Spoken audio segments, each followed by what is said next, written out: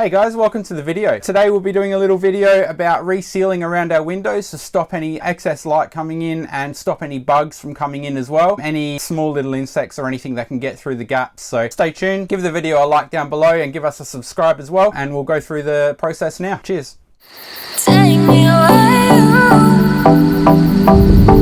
So when we got our caravan from the dealer brand new, we actually had it custom built to suit us. On the first few trips we found that there is light leaking around the inner frame of the caravan windows. So in the morning when you're trying to sleep in, or maybe the kids are trying to stay asleep, there's just a little bit of light leaking around the window sills. Basically, like behind me here, I'm going to pop the seals off and do what I can to make it better.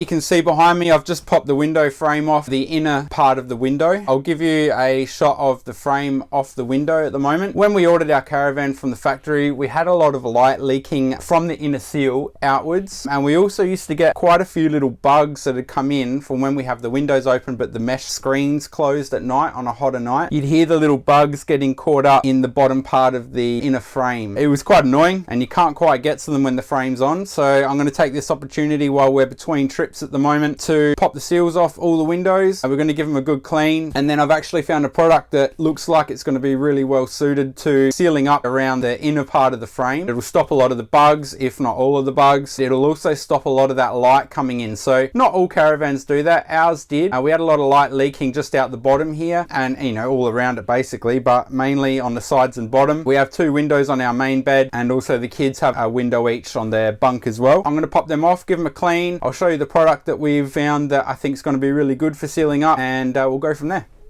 So I'm not sure how well you're going to be able to see that, but basically along the outer edge, probably ignore the middle bit, but along the outer edge there's a lot of leaking light, and it's sort of deceiving. It's hard to show you in the video just how much light comes through, but it's enough to light the area up a fair bit. And we're actually pressed up against the wall pretty much at the moment, so there's not a whole lot of light. And this is a top bunk at the back, and this is just a little shot to sort of describe and show you what I mean by that leaking light. You can see this is the wall here, and we've got a lot of light leaking through here. Going ahead and trying to pull this window off. Since doing one as a bit of a test, we've done one in the dining room. It's actually quite easy. There's no problem with pulling it off. There's no seals or permanent seals on the inner window frame that you need to worry about. We actually found, because we do a lot of dirt road driving as well, that a lot of the brackets that were holding the frame on had actually come loose, and I'll give you a shot of that now. The brackets had actually all vibrated loose, and there wasn't a whole lot holding the window on. I think there was about, so the dining room one is the first one I've pulled off, and there's probably about 3 of the 6 brackets or 10 brackets that were holding the outer window frame onto the wall, which is where the seal is on the outside, and stopping any water ingress or anything like that. So it's really important. If you do a lot of dirt road driving, probably not a bad option to go through all your inner window seals, give them a clean, pull them off, tighten all the brackets up. Probably a really good idea. So here's the window in the dining room, and I'll just show you what I mean by the brackets that are holding it on. So these are the brackets that are pulling their outer frame into the wall, and when I pulled the inner frame off, a lot of these brackets, so there's obviously quite a few there for a larger window, but a lot of the brackets were pretty much just like this and not doing anything. So it's quite easy. Ours in particular is an 8mm for this hex there, which is what the inner screws screw into. So it's a matter of just relining that up, nipping it up, and giving it a little tighten as well. So keep them nice and straight so that inner seal goes back on. And that's that. This is our inner window frame. So this is what the blinds are actually fastened into. The blinds come out up and down. There might be other different models. Obviously this is our particular model. So you can see on the outside that this is where the screws screw into these threads. And I've got our screws here. So they're just Phillips head screws.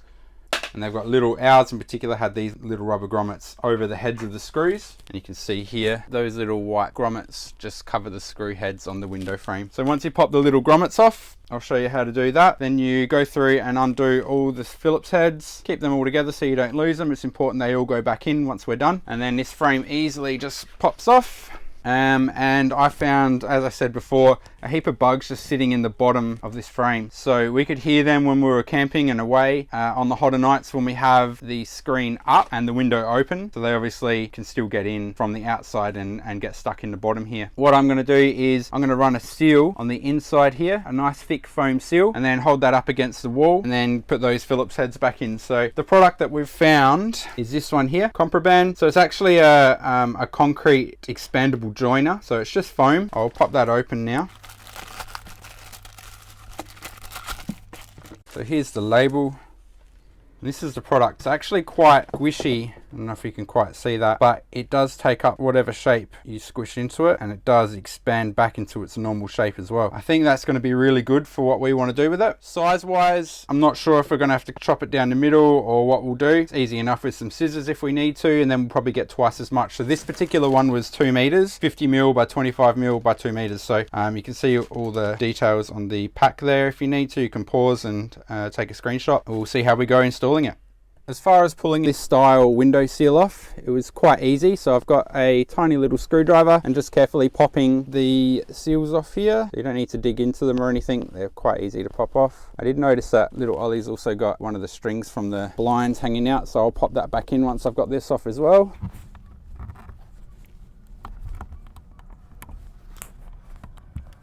Try not to lose any of those. Next we'll pop these screws out, keep them all together as well obviously.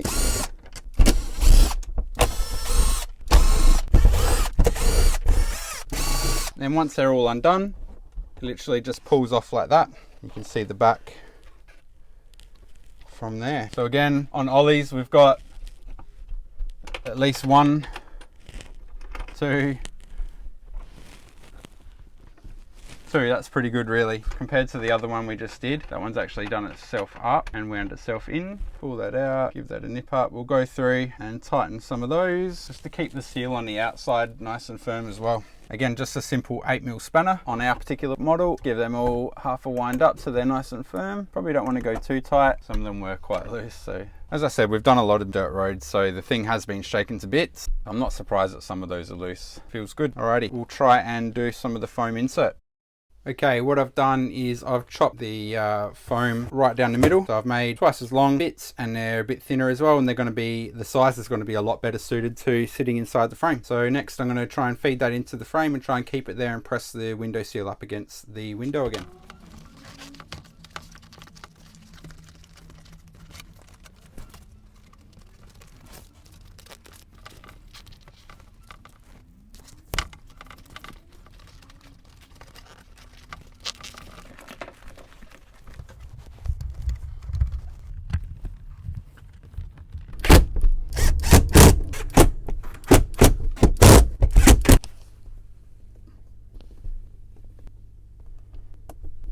Just putting it all back in now. It's all screwed up against the wall with the foam insert. It was a little bit difficult to get it positioned. I just had to get my fingers in behind it as I was sitting the frame on, just to get the foam out the way for the threads. It wasn't overly difficult, it was just a little bit of stuffing around, but that's fine. It could have been a lot worse. Putting the grommets back in now, and we'll give it a test when it's dark. I'm really happy with how that's worked out. The only light coming in now is in the blind.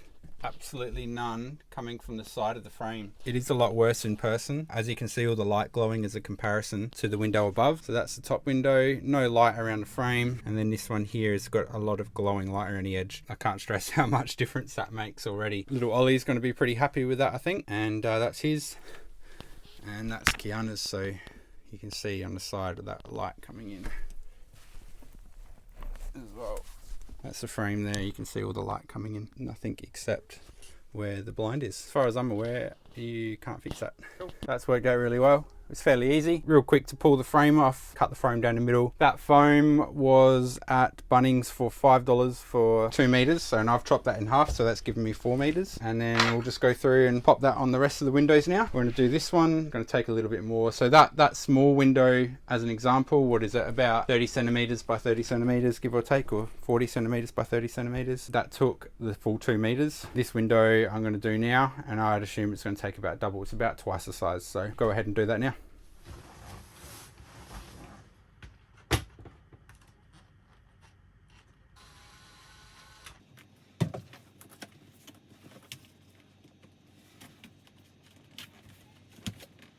A few moments later.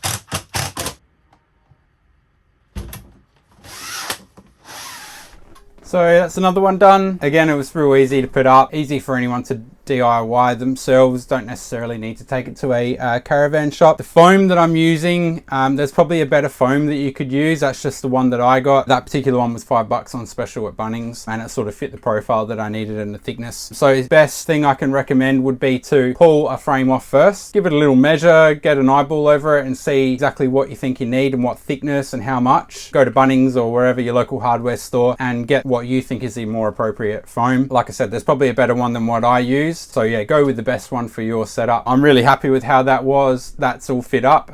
It's all fit up quite easy. You know, it's probably a lot better insulated now as well. The bugs can't get in and annoy us at night in that bottom little cavity, and it's also stopped the light coming through the outer edge, which was probably our main concern. I'll put some links below of some options that you could use. If you've got a Clark Rubber or a Bunnings or a Mitre 10 or any kind of hardware store near you, any weather strip or foam strip's going to be fine. Just check the thickness, pop a frame off like I said first, and just see what kind of thickness you need, and then go with that. So it's going to be different for all vans probably, but yeah, have a look first and then go to the hardware store and then fit her up and she should be good. Excellent. Cheers. Hope you enjoyed the video, guys. Again, give us a like on the video if you can down below, and give us a follow. We'll hopefully have some other random little videos that we can do for you later as well. Cheers.